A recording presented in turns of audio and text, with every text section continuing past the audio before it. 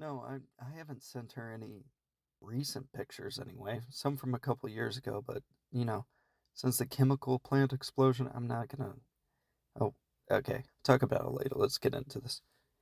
3, 2, 1.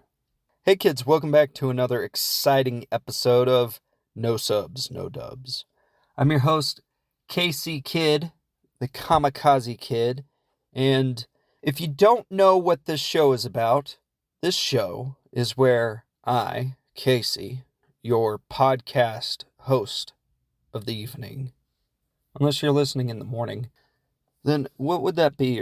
Your morning, host? Your podcast guide, right? I'm your guide through a movie, a foreign flick, no subs, no dubs, don't know what's going on, and then I tell you about it. And this week we're discussing The Seventh Seal, which I'll get into in a little bit. First off, I got to make a correction from last week. We Recommend podcast, which I recommended as a shout out, I gave the wrong link tree. I didn't add podcast at the end of it, so it's link tree with the dot in between the R and the EE, so linktr.ee/we recommend podcast, okay? And so I jacked that up, and I sent them a message, and they're like, no, your shout out was fine, but I was like, I'll fix it this time. We'll actually fix it. So still recommending that podcast. Good podcast. They're still shooting out episodes, so go check them out. The other thing is the front loading situation we got here. Last week I discovered that you're supposed to actually talk about like your Patreon and your Twitter. Oh no, X, right? Baka Boy B. It's called X now. Okay, so I guess X.com, unless you just go to Twitter anyway, but X / no subs, no dubs pod, POD, right? Or twitter.com / no subs, no dubs pod. That should take you there. I'm not going to get into all of that, but I think the whole X thing is like the rebranding's just, it looks terrible, but what do I know? I like birds. I recommended a bird podcast once. I still do. The Science of Birds, which shout out to that one too. Shout out to all the stuff we've shouted out to in the past. And I don't see the point of changing it to X. X is just silly. It's just okay. Whatever these billionaires want to do, we'll just go with it. All right, so there's that, and then there's patreon.com / no subs, no dubs. And the other thing is, yeah, if you are listening to this, go give us a like on whatever you're listening to real quick. Give us a hard 5 out of 5. And tell your friends, tell 2 people. Implement the triangle plan in your life. If you don't know what that is, the triangle plan is something that we've been saying is really important for a while now. The triangle plan, it's where you go out there and you tell 2 other people. So if you're hearing our voice, you tell 2 other people, preferably rich people, but 2 other people nonetheless. And then they tell 2 other people. And then each of those 2 other people tell 2 other people. And it just trickles down that way. And you create a giant triangle. It helps the people at the top, but it helps everyone at the other tiers because everyone's like, I found a delicious podcast for my ears to devour. And you're like, sweet, thank you. And then we maybe get Patreon money and we can do other stuff. We can maybe make a, I don't know, that'd be cool, right? Is maybe a talk, what they call it? Where you talk while the movie's actually going, so it's in real time. A commentary. Holy crap, I'm stupid. Commentary track. Maybe we put those out on Patreon sometime. Right now, there's nothing on it. It's just $2 a month for general support. Much appreciated. The idea is eventually, if there's something there, we'll do something else. Maybe I'll put the show notes up there eventually. You can be like, oh, this is why that podcast isn't very good. His show notes are not. Anyway, we need cut most of that out. Make it it's incoherent. Basically, make it so it's coherent, and then let's just jump into it. The Seventh Seal. Spoiler alert. The Seventh Seal, highly rated. Apparently, one of these great movies of all time. Boring. That's pretty much it. It's like, all right, I wanted to watch a good, fun, maybe action-packed movie from last week's, like, get that funny games nonsense out of my head. Ugh. And then this. And it's, all right, well, a black and white movie. An old black and white, boring, not crappy movie, but like, when are these movies going to be fun? Another Bollywood movie, you know? That would be fun. Maybe I'll do that. Maybe in a couple weeks or so. Bollywood movie. All right, let's suffer through the seventh seal like I had to twice. Let's just get into this. So, there's some narration on the beach. This is at the beginning, right? So there's some narration. I think it's the only part where there's narration is at the very beginning. You see a bird in the sky. And this beach is not... It's not one of these beaches where you want to lay down in the sand. It's just rocks, you know? So, that's... I guess sand is pebbles in tiny rocks, right? But, any smart science types out there, is there like a difference on how you categorize, let's say, rocky beaches? Well, I think I answered my own question. Sandy beaches and rocky beaches, I guess that's what it is. So this black and white movie, rocky, sucky beach, that's where you're at. There's some narration. And then we're introduced to this blonde knight dude, and he's laying next to a chess set, playing this game throughout. He's obsessed with chess. I shortened his name to BK, so I'm just going to call him BK every once. So if you're wondering who BK is, he's the main dude. He's the blonde knight. And there's his squire. He's laying on the beach as well. He's laying on the rocks of the beach. Is he dead? I don't know. He looks kind of dead or just really tired. It is what it is. BK now. BK goes to the water. And he turns his back to us and he prays. And then he goes back to his chess. So, I guess he needed some sort of cleansing ritual. This is the time where he was probably crusading. He got to the beach, and he just killed a bunch of people in a village, and he went to the beach to play his chess, relax after a nice day work of crusading, and you gotta get in the water for a little bit. That's what I hear, by the way. It's like a nice way to get all that pagan filth off of you, is just get into the water. Calm down a bit. Go out there. You're going to be fine. Just pray a little bit. Go back to your chess set. Now, this is when Death shows up. And Death, he opens up his arms, like to show his cape a little bit, which is kind of funny. And if you know anything about the Seventh Seal, you only know that there's a chess game between the Blonde Knight and Death, but there's not really a chess game much going on. It's mostly like a talkie story. It's a black and white talkie story where there's some religious stuff and crusading and whatnot. The actual chess match, pretty boring, and it doesn't show much. This is not going to be one of those like, oh, what an interesting little chess match. I don't think you even see much of what goes on. So it's kind of a shame, actually. That's how they do it. It'd be more interesting. I rather watch the chess match the whole time than the story that comes out. And the story's not bad, but it's boring. The chess match with Death would be more interesting to me. Maybe that says something about myself that I'm not completely sure how I want to react to now. But there you go. Okay, so Death shows up. There's some talking. They talk about chess, most likely, I think. They're talking about the chess set and what to do. And, hey, your squire's on the beach. Is he dead? I could go over there and pick him up. Nah, he's just laying. He's sleeping it off. He's having a little moment. He had a bunch of alcohol and just let him. Okay, well, you want to play chess? All right. So they decide that they're going to play chess. There's a long conversation. They start the game. And Death picks black. So you know how when you're playing chess, you grab a white one and a black one, a pawn. The pawns are the front pieces that are meant to die. Okay? And then you got the back row. I'm explaining chess like you guys only know what checkers is. But pretty much Death picks the black pawn. And the BK, Blonde Knight dude, he's like, ah ha ha, I've got the upper hand. And Death's like, I'm Death. You think you're going to win? And he's like, I'm white. I might win now. So we'll see. But I don't think that the Blonde Knight is going to win this little skirmish with Death.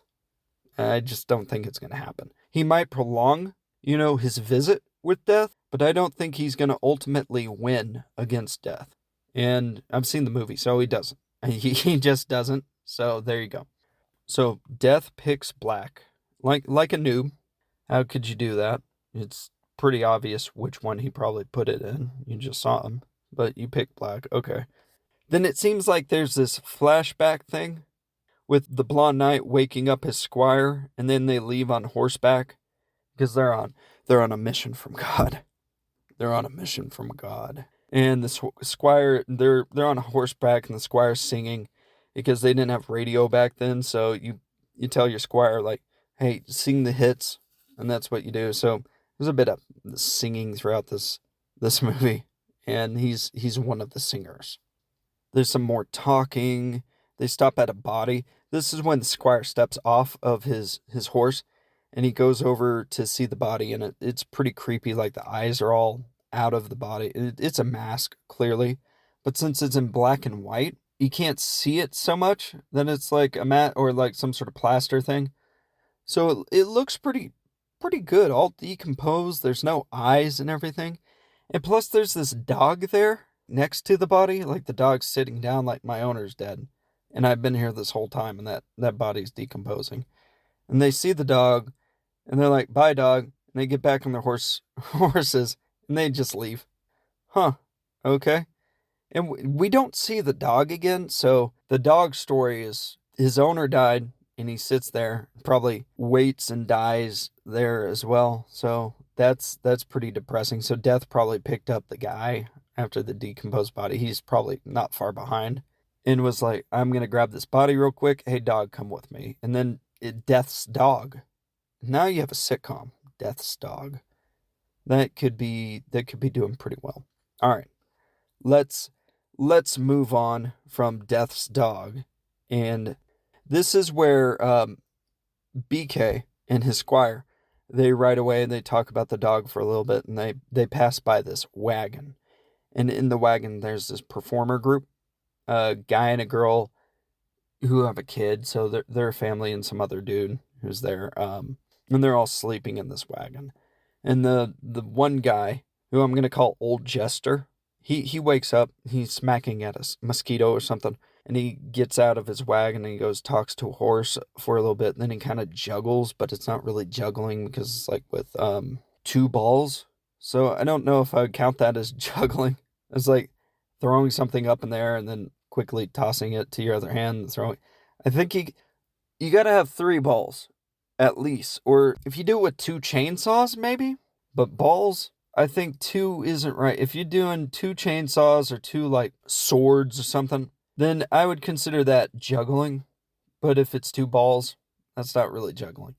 3 is what I think is the standard, and then it goes up to something insane. What would be the actual record of most balls juggled? That's not like, this is not in a bukkake video. Cut that out, Baka boy. Just what would the most balls be in juggled? 2 doesn't count. That's all I'm saying. 2 balls doesn't count. So he kind of juggles, but he doesn't really. This is when the Old Jester, he sees some queen lady in the distance in like a field, and she's playing with her kid, and I think it's a hallucination. It's kind of weird.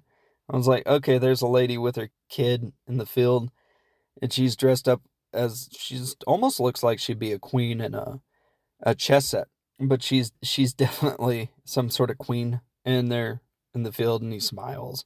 And then he goes back to the wagon to tell his performing friend, his wife, I think, or maybe his girlfriend. But he tells her about the hallucination, and then they wake up their child so they can play with the child in the hallucination field. While the child's playing in there, that field, right? Old Jester, he starts singing, and there's a bit more singing and stuff. Then the other performer wakes up, and he's wearing a Halloween mask. For no reason, just, I want to put a Skull Kid mask on. Okay. So he's kind of a weird little, well, not little kid. I was thinking Zelda for a second. He's just some sort of weird dude wearing his Halloween mask, and he comes out, and then he makes some sort of speech after he takes it off. And there's some more crappy juggling. The old jester sucking at juggling at this point, and there's some talking. That's pretty much it. So we go back to the knight and the squire. This is when they visit a church. And at the church, the squire speaks with the church's graffiti artist. Okay? So this guy's doing paintings in one of the rooms in the church. And they're all messed up, creepy, scary images and paintings. And there's one with like a bunch of people on the wall whipping themselves and whipping each other. And it's like, huh. All right, well. And it's not good art by any means, but it's scary. It's like, oh, I don't know. You go to that church and you look at the walls and you go, huh, I don't know if I want to be a part of this religion. You're going to be whipping yourself. And these are people whipping themselves, not enjoying it. I guess, there might be people who actually enjoy themselves whipping themselves, but not these people. So it doesn't look too appealing, but they talk. And then we go back to the blonde knight, and he's visiting a different part of the church in this old town. And in this different part of the church, he sees Christ on a cross, and it's kind of scary. It's like, oh, that's creepy. And he looks at it for a second. Then he turns over and he sees a confessional area. So he goes over to confess to his many crimes of being a medieval knight, conquesting and probably killing tons of different people. So he starts confessing a bit. And then Death is there. And Death is like talking to him too. So I'm not sure if Death was there and this is a flashback. This is now in like normal time.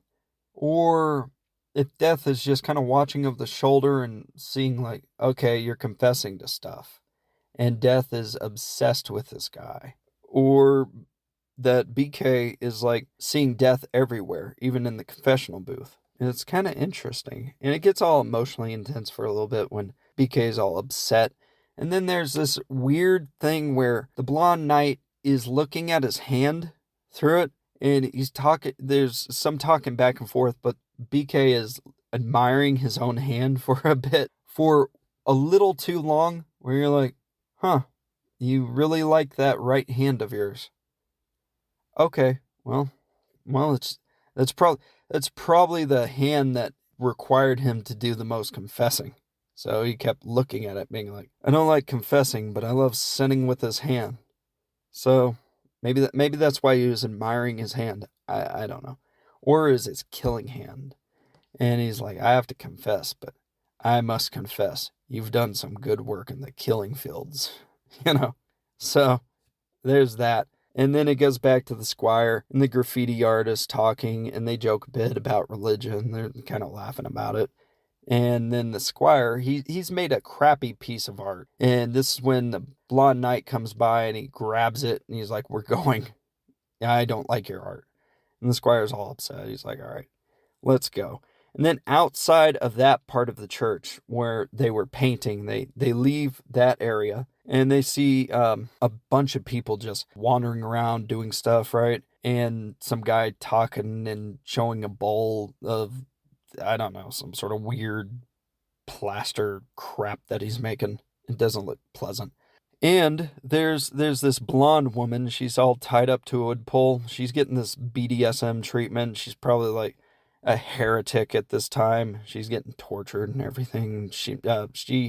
The blonde knight kind of looks at her for a little bit. I think he talks to her, and then he wanders off, and she moans, and they leave. Okay, we're out of here. Enjoy your BDSM session. We gotta go. So there's more writing. They visit this ghost town next. And that's when the squire, he goes into a building and he sees a body. So he sees this dead chick, I think. And he hears a noise and he leaves. He like hides out. And that's when the scavenger goes down and takes the lady's bracelet who's on the floor. And then some woman shows up. And this is the quiet lady, or the quiet girl. And the quiet girl is there. And she sees the scavenger, and the scavenger's like, I'm going to get fresh with you, quiet girl. So they have a moment of scuffling. And the squire comes out of his place of hiding, and he won't have it, so he throws the scavenger down, and he comes out with a knife, and he's like ready to kill him, but he lets him live. It was all threatening, really. He wasn't gonna kill him then.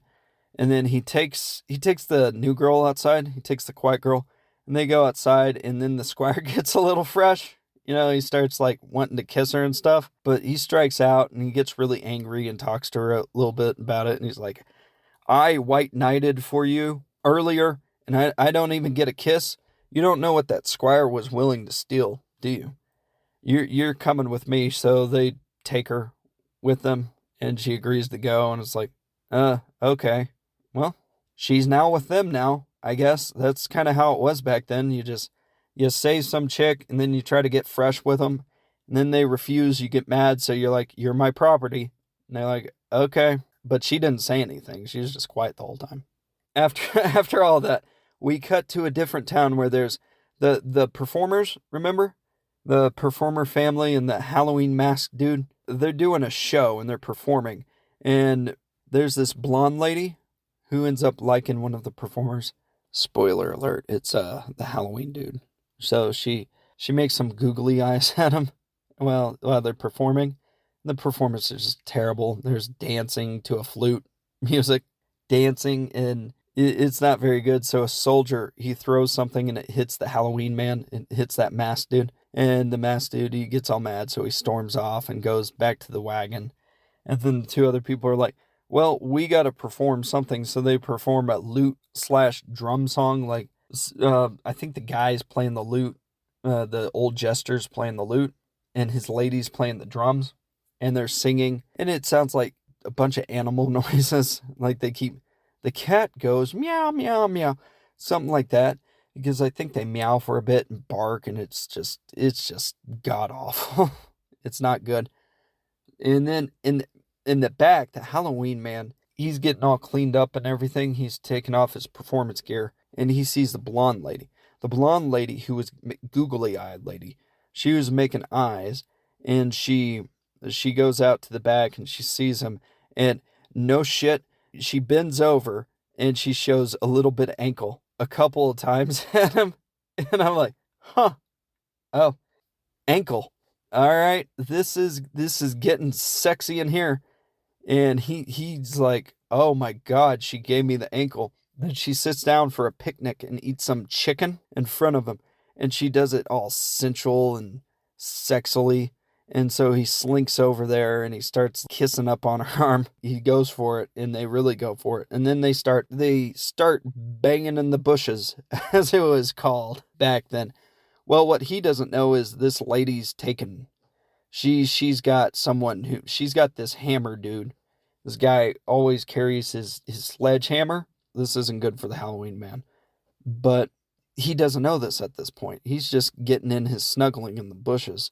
And the music's still going. And the music's terrible. And then the music kind of stops.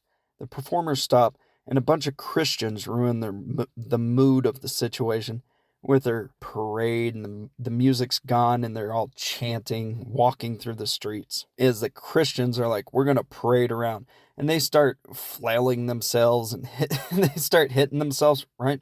They start absolution, chanting about stuff. And there's a bunch of incense everywhere. And the town they all get down in the incense, and they're on their knees, and they're praying too, because everyone's freaking out. Because death is running amok, he's playing chess. So they're freaking out about death being everywhere all at once. And they go in, and then there's this priest who goes up in front of everyone and tells them they all suck. He's like a real buzzkill. And the BK, the squire, and the quiet girl are there. When you see them, and you're like, "Oh, they're here finally." And then the parade moves out of the town. The parade of people hitting themselves, and the priest who goes town to town to tell everyone they suck. They go to the next town. So it's like, all right, you're gone. And then we get to BK and the squire. They talk about what they just saw. And you see the hammer dude. He comes out a little bit. He looks around, talks to the squire for a second. He's like, "Did you see my wife?" They're like, "No." "Was she a part of the parade?" He's like, "No, she's a woman of loose morals. She wouldn't be in a Christian parade." And they're like, "We haven't seen her." So he leaves after that conversation. And then we go into a medieval restaurant. And there's a big pig roasting where you're like, that looks delicious. This makes sense. Is it a medieval restaurant or a pub back then? I don't know what they would be called. But there's a bunch of old people talking about the parade that went through. The incense was cool. And it looked cool. And smelled kind of nice. But those people hitting themselves with whips, not very cool. But everyone's a little superstitious, a little concerned. And then we see that the old jester's there. And he's trying to just have his nice little dinner, maybe eat some pig. And he's making friends, but he's making friends with the wrong people. The hammer dude is also one of these wrong people. And I think the scavenger might be one of them. You might have seen him from earlier. He's there. And it just doesn't go very well. They make him do a somersault on a table for some reason. So he somersaults. And then they threaten him with fire. And they're like, you need to dance or we're going to burn you. So he dances like a puppet for a little bit. And then he's kind of like, I'm going to faint now. So he's going to fall over. And that's when the squire comes in. And the squire isn't having it. So he sees that the scavenger's there. And the scavenger and the squire look at each other. And this is when the old jester, he grabs the scavenger's bracelet. And he kind of hightails it out there. And then the scavenger's like going to go after him, but the squire is pissed off. So he takes out his knife and he's like, I told you once, now I'm going to take your eyes. So he takes out his knife and cuts out this guy's eyes real quick. It's not like super graphic or anything, but it's like, oh, okay. And that's how it would be, is you would take out a knife, stab someone in the eyes really quick. There'd be some blood and they fall over and freak out. And it'd be over in like a second, and everybody in the pub is like, we don't need to mess around with him or that performer dude ever again. So the scavenger's out of the situation. He got knifed in the eyes, so he's done. Then we're at the blonde night, and he's at his chess set, and he's talking with a lady performer, and her kid's there too. And there's a scene where in the background, the horse, there's a horse in the background. The horse goes still for a long time, like it wasn't even a real horse. And then it comes back and forth. Basically, all I'm saying is there's a lot of talking, and I noticed the horse in the background. I'm like, did the horse just stop moving completely for a good, almost what felt like a minute? Is that even possible? And then it came back to life and started moving again? That was weird. The old jester shows up and he's all danced out. He's all beaten up and stuff. But he gives his lady the bracelet that he took from the scavenger who took from the dead lady. And it's like, aw, you stole a stolen dead person's bracelet. Thank you. And there's more talking. And then the squire shows up and he's like, I stabbed someone in the eyes. And they're like, yay, right? And then everyone has a picnic. And there's some more talking. And then we're back to Death at his chess game. And it's an interesting shot because everyone's having a picnic. And Death and BK are at their chess game. And in the background is the picnic. And it's like a little vignette. So this is where I'm like, is this a different time period? Or is he doing this? He's playing chess over here. And they're all having their picnic over here, there at the same time. Or are they talking about what's already passed? You know? I'm not completely sure, but it's kind of an interesting idea. So the chess game goes, and that's an interesting shot. We cut back to everybody is back in town. They're all leaving. The squire, he talks to the sad hammer dude at this point.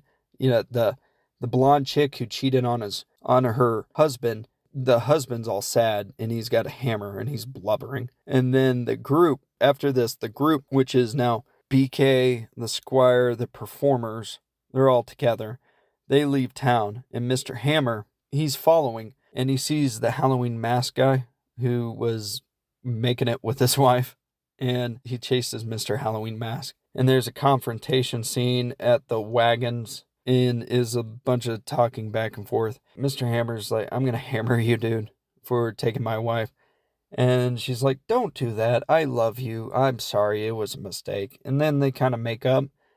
And Mr. Halloween Mask is all, I'm ashamed. I'm going to go in the clearing over here near some of these trees and use this knife to stab myself. So he stabs himself in front of everyone. And everyone goes, oh my goodness, this is not good. And they all kind of leave. And it's like, all right. And when they've left, he moves a little bit and his knife pops out and he put it into his chest and then it pops back out because he used the popping out knife trick. It was a prop knife, So he doesn't have to die. But because he used a prop knife, he summoned death. And he makes a vital mistake. He gets up and he starts climbing a tree. Well, Death is like, I don't like that prop knife trick at all. Here's what I'm going to do. You're going to climb this tree, and I'm going to use this saw. So Death decides to saw him down out of the tree. And while he's sawing, it's odd because Mr. Halloween Mask is talking back to Death, and he's like, don't do that. And Death's like, I'm doing it. What are you going to do, jump out of the tree? And I was thinking, why wouldn't he just have jumped out of the tree? But I guess he's afraid of heights, so he doesn't jump out of the tree. And then Death finishes the job, cuts down the tree, and Mr. Halloween Mask Dude dies anyway. So that's the end of him. 1 monkey fell off the bed. 7 monkeys left, is what I said. All right. So that guy's dead. Don't tempt death is the lesson there. Just don't do that. The group keeps traveling at this point. And Mr. Hammer and the blonde chick are now part of the group. And then they get to this weird killing area for heretics. And that's when we run back into the BDSM girl. And BK and her have a long talk. They have a long talk while she's all tied up. And there are knights there and stuff who have taken her. And they're going to burn her alive. But BK doesn't like this because she's blonde. He's blonde, They have some sort of connection there. They're both Swedish. But she's a heretic. She's got to go. So he gives her some water and stares her down for a little bit before leaving. And then he leaves. And as he's leaving, they're all upset as the quiet girl is upset. And the squire's there and he says some stuff and BK looks all upset. And the group leaves, but the BDSM girl gets put up against a tree and she's all tied up and there's a big fire. And you know how it's going to go. They're going to burn her alive. However, they all leave because they're like, this isn't our scene. I don't know about this. Well, everyone's out camping. So Mr. Hammer, his lady, the performers minus the dead one now, BK and the squire.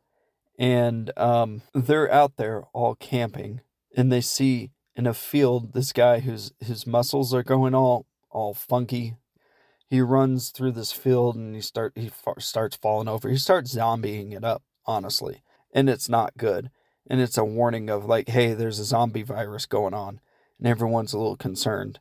And at the same time, there's some more chess between BK and Death. And old Jester can see Death. He's looking over and he's talking to his wife and he's like, there's something not good going on here because I could see a guy who looks like what I assume Death is. That looks like Death to you, right? And she's like, I don't know what you're seeing. And he's like, I'm seeing a chess match. We need to go away from here. So they end up going and leaving. So they're leaving. Those 3 people get in their wagon. They start leaving. BK at this time, he tries to knock down the pieces off the board because he wants to cheat Death. And he does it very smoothly where he knocks the pieces. But Death is too smart. He's like, I know where all the pieces go. So he puts the pieces back where they were. And then he checkmates him. And he's like, aha, I win. 7th seal. I think he says the name of the movie then. Just in Swedish. And I didn't know anything they were saying. But I assume he's like, I win. And then he said the name of the movie. And BK's all upset about it because he lost his chess match. And Death wins. If you're going to play chess with someone, I don't think you play with Death. He's probably going to win. All right. Now we cut back to the performer family. Talking about old Jester, the woman performer, and the kid. They're leaving in a wagon. There's a big storm. And it's like, this family's going to die in the storm. Okay, now we get away from that family. And we go to the remainder of the group who go to a castle. And at this castle, all the remainder people, BK, the quiet girl, Squire, Hammer, and his lady, right? Those 5 people are in this castle. And at this castle, they find this homely brunette. And she's all biblical. And she likes the Bible. And she also likes BK. And there's some Bible talking and reading. And they're at a dinner. But it's not so great of a dinner because she's reading the whole time. And then Death shows up to crash the party. And the Bible reading stops. And everyone goes quiet. They all kind of stand up to go confront him. The quiet girl confronts him with being kind of happy about it. She seems all happy. BK is in the background. He starts crying like a baby. The squire seems all stern about the situation. Mr. Hammerdude tells Death to take his lady. He's like, take her. She's the cheat. And she's all upset. She's pissed about this. She's like, hey, what? You've got a hammer. Just hammer Death. You could do it, honey. And he's like, nah, just take this lady.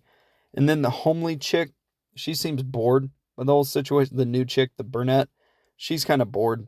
Then there's some more talky movie, like I said. And then the quiet girl, she kneels down and she finally speaks. She says something profound like the seventh seal. And they're like, ah. And then we cut back to the family. This is the end, by the way. The family, the performer family have survived the storm. They went out in a wagon in a storm and they've all survived.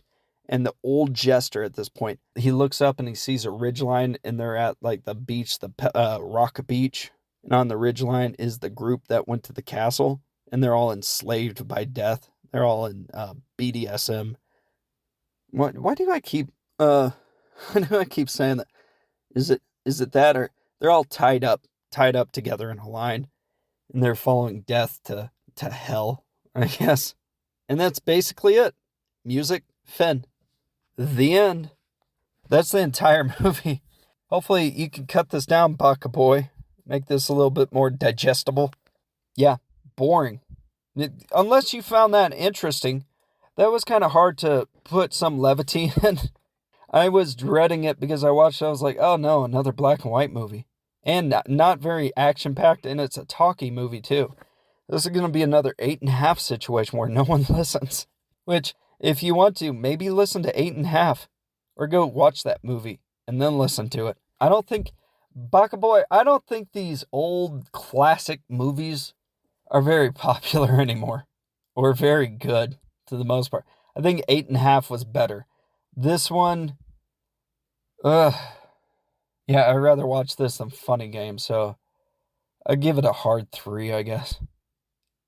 Maybe that's a baseline. I'll just say, if Funny Games is a hard 2, everything that beats it's like a 3, right? I don't know. That wasn't pleasant. This was boring. That's pretty much it. It was a 3. I mean, hell, it could be a 2 something. I'm really indecisive, but the reviews is the hardest part because you got to make a decision. You got to stick with it. But it could be, I could say the seventh seal could be in the background and I wouldn't even care. I'd just be like, all right, it's background music for a movie. Like, who gives a crap? There's Death. And I'm sure it's about like all these people who keep trying to get away from death. And there's some sort of deep meaning or something. But it's boring. It's the cool part of it is I like the paintings. Let's go into some stuff I liked. I like the painting stuff. The church's graffiti artist thing was kind of funny. The ankle thing was hilarious. Like, they actually did that in some situation, which I'm wondering, is that actually a thing? And they're really drawing from real life. And chess with like an entity that's going to take you to hell is kind of an interesting notion, but why would you ever, just to prolong your life, I guess, a little bit, but you'll never win against death is the thing. And that's the lesson. Don't tempt death. Don't try to play chess with death. Just deal with it. Try to stick with your family. Ride out the storm. That's the lesson there. Soft to hard 3, middling 3 out of 5. All right, if you enjoyed this podcast, give it a hard 5 out of 5 on whatever podcast app you're using. Review would be nice. Adhering to the triangle plan would be cool. Tell everybody. Eventually, maybe follow us on X/NoSubsNoDubs. And Patreon, if you got the money, you want to spend $2 a month. I mean, 4 shows a month is the goal. That's like 50 cents a show. That's not too bad. So patreon.com/NoSubsNoDubs. And yeah, that's about it. I think that's all the plugs we got for this week. I'm Casey K, the Kamikaze Kid, blowing up all over this bitch. Take it away, Baka Boy. That's life. Probably like, all right, like, okay, you know, you know, there's like.